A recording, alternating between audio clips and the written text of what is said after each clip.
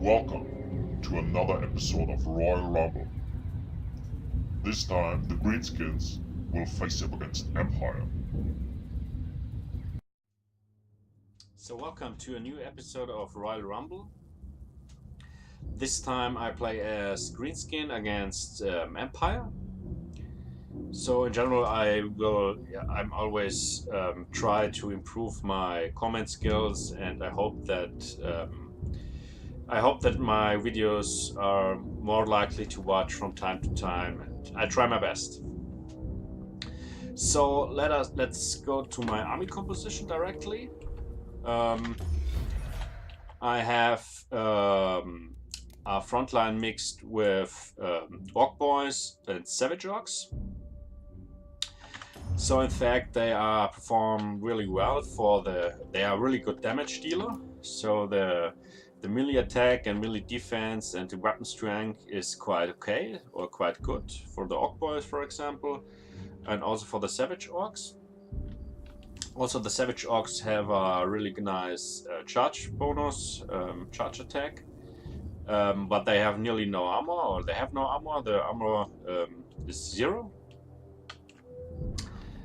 And yeah, this guy's the weapon strength is really okay or really good, and yeah, so they are the damage dealer for the charge in, and also the Orc Boys on the side for flanking maneuvers, of course. And yes, but for during the fight, it's very important to join it with the Orc Boy Biggins, because Orc Biggins, because they are quite strong and they are quite durable. So the front line will perform in addition with the Orc Biggins really good. So they will increase the performance, and yeah, they are for the duration.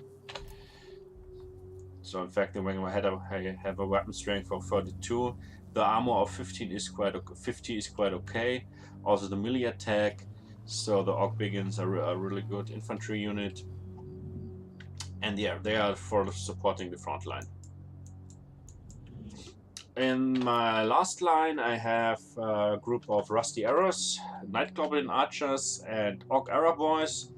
In fact, the Rusty Arrows make armor sundering, so they will reduce the armor of the enemy or enemy units. It's quite good of course for the front line, so they can get through any armor of maybe great swords or something like that. So they don't have to pierce the complete armor or damage the complete armor, so the damage is reduced of the enemy unit, and the front line will perform a lot better. Then of course I have my Wursak with me on foot. By foot is not on the mount. I explained that in a former video. I think it's quite good if you bring him not on a mount, because on a mount he's very easy to focus or very easy to kill with hippogriffs or with the enemy lord or paladin or something like that on a hippogriff. So with cycle charge maneuvers he's quite squishy then, but by foot it's not that easy to kill, because the enemy would after the charge he flies around and have to stand up, and in this time you can also attack the enemy lords, and it's not that easy for cycle charging. So I bring him always on foot. So I think it's a better pick. Then my Ragnarok Spider directly behind him, and 3 Orc Big Bosses. So in this case it's in a little box, so everything can protect each other if there is going on some harass damage or something like that. Over here in the forest we have 2 groups of Goblin Wolf Riders. So they are also very squishy and make not that much damage, but they are very fast and they are very good for killing enemy shooting units like bowmen or silver bullets and something like that, and yeah, they are quite good. So in this game the plan was to sneak behind, at the end of the forest and come from the back over. So the enemy will not notice that if he will not look on his minimap. If he will stay and fight and watch his army, he will not notice that. So you have to look on the minimap, and in the most cases that will work.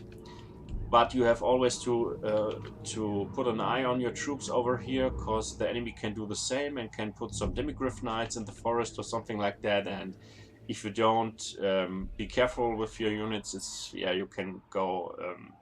They can really easily be killed. So the enemy lord is Balthasar Gelt, and as you can see here, is goes some spell action, and he made the. In fact, the lore of metal is actually quite competitive, and I see it very often. But I don't think if this is really good against Greenskin, if I would bring Balthasar Gelt against Greenskin, but yeah. It's okay. As you can see, he casted actually final transportation on my units, and I think he used the overcast, extend effect duration, so that will damage my units really heavily. You will see that shortly. Also, he have a paladin, empire captain, sorry, buff on a Pegasus. So to my opponent's frontline army, he has a frontline of Tattersouls, Flagellants on the right side, and then the middle Sigma Sons, Swordsman. So a quite expensive frontline. In fact, the Tattersouls are really good against everything non-armored or not so much armored, because they have a huge weapon strength and a huge charge bonus. And the melee attack is also quite huge. They have nearly no armor and nearly no melee defense. So they will not damage heavily armored units, or quite not that much. And in this case, I think the Savage Orcs will trade really even with them, and the Orc Boys will kill them very fast, because they have a little bit armor, and yeah. But the main thing will do the Orc Biggins, so the Biggins will massacre this Flagellants. I think the most players will bring them. I think it's okay, because Greenskin has not that armored unit. The units are not that much armored. But in this case, I think they will die really fast. But they will not rout, so they are unbreakable, and they will fight till the last man. But let's see how this works out. So Sigma Sons are quite competitive, also unbreakable, so his complete frontline is unbreakable, will not rout. So it's very important to get very fast through this to charge in the backline. So great swords on the right and on the left side. Also, I think they are for help the front line, and to join the frontline fight and something like that. Great swords about here. I think great swords are really good, competitive also against Greenskin. You don't have to mass them against Greenskin, but at least 2 units are quite good. I think it's very good pick. And now you have his crossbowmen on the right and on the left flank, and in the middle the silver bullets. So I think it's quite good here. Over here, swordsman in the back line. And on the right side, we have Sindler's Reichsguard, I think for flanking maneuvers in the middle, and also for the protection of the right side, and on the left side, Royal Art of Griffiths, also for flanking maneuvers and protection. And of course, we have spearmen. So in fact, the spearmen are quite steady. They are very tanky, and they perform really good. So spearmen have to be in every Empire build, I think, and yeah, they are quite good. They are very strong. So let us start over here. As you can see, I took a lot of damage from this final transmutation, especially this big bosses. So he overcasted that, but he uses also a lot of magic, I think, and yeah. Let us see how this works out. The enemy is now start to shoot. Of course, it's very important for Greenskin to kill this very fast. So I put always a foot of Gork on the silver bullets. In this case, I don't think it was an overcasted one, and it not hit them directly, but you can see they rout and get terrorized from the Ragnarok then, and the Ragnarok will go through the front line. And now there is not that much danger for the Ragnarok because the silver bullets are now gone, or they are routing, and the crossbowman will not hit her so that much like the silver bullets. So the frontline fight is starting over here.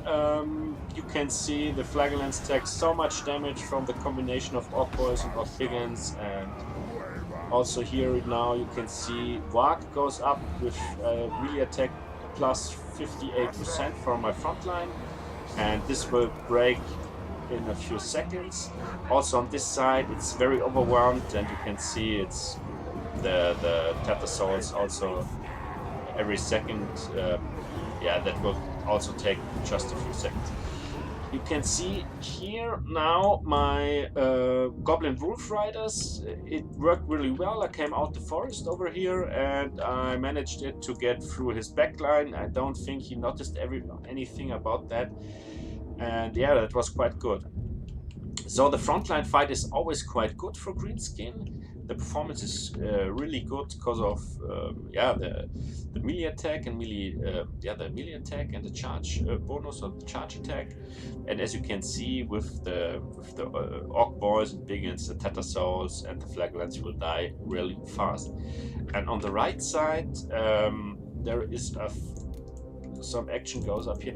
It's that works quite good for the Empire, from an Empire opponent, because the Reichsguard performed really well, Sindler's Reichsguard, against the Orc Biggins, and also I think my big bosses, they already were really damaged, and as you can see here now, this one is shaking, and he had also his Empire Captain over here, so, and this is also not the best optimal here, because the last units are not in the fight and always a straight line, so every unit can fight. But so this is performing really well for the Empire. And as you can see, he directly sent his Royal Adolf Griffites after my Ragnarok Spider. And I mean, they are so tanky and they are so strong. I think 1,800 credits is they cost, and yeah, they will kill their Ragnarok after a time, and that was quite good for the Empire Captain. And you can see this Ragnarok Spider is now routing, and yeah. And here we have another final transmutation, also overcasted, I think, and as you can see, it makes a lot of damage to my Orc Biggins and Orc Boys. And but you can see the Great Swords are still in combat. But I think they are not able to hold the line longer, but they perform quite good against these units here. The Sigma's Sons are almost dead. I think 13 models left, and the Tattered Souls 19 models left, and yeah, it's quite over here, I think. But as you can see, the Spearman, the performance of the Spearman is quite good. So the Savage Orcs are not able to go through this in time. So the performance is quite okay. So very good over here. And yeah, also over here, the Spearman, the Savage Orcs cannot manage that to go through the Spearman in a short time. So in fact, the Spearman performed really well against the Savage Orcs. My Rusty Arrows are still shooting now on his front line or on the Royal Adolf Griffites. So if the crossbowman and the silver bullets are gone, the first target to shoot on is the front line. So it's very important that the front line will collapse. and then you can have to go directly through and push forward, and then you can manage it to achieve the victory very fast. As you can see, I've won the complete frontline fight, and over here now my units of the middle will join it on the right side, and the Sittler strikes or the right out of Griffites are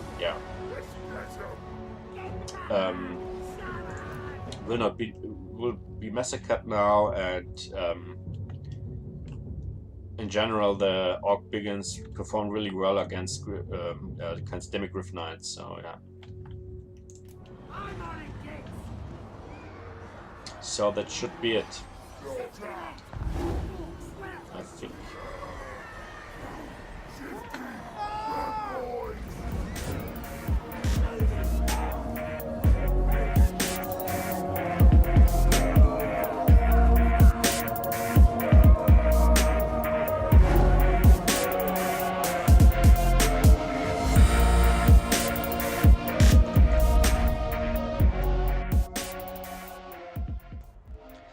As I said,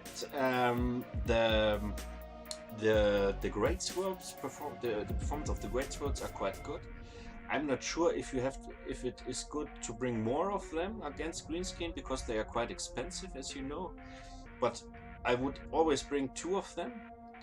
Also, the spearmen are quite their performance is quite good, even if they not make that much kills, but they are really steady, and they are really good in combat or to hold the line.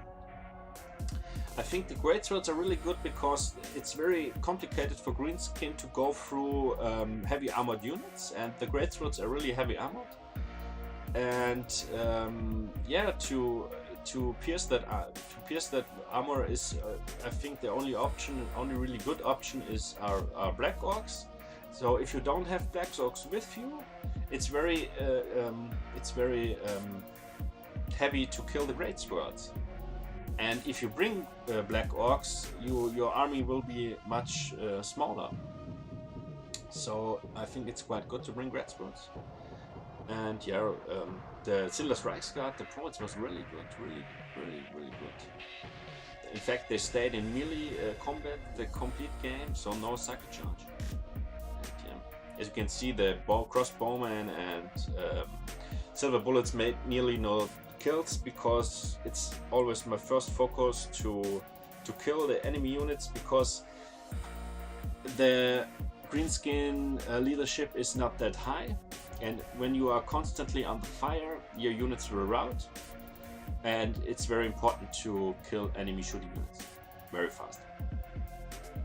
As you can see here, the Savage Orcs performance really good, 100 kills nearly, and also here it's quite strong. And if you have any questions, please let me know.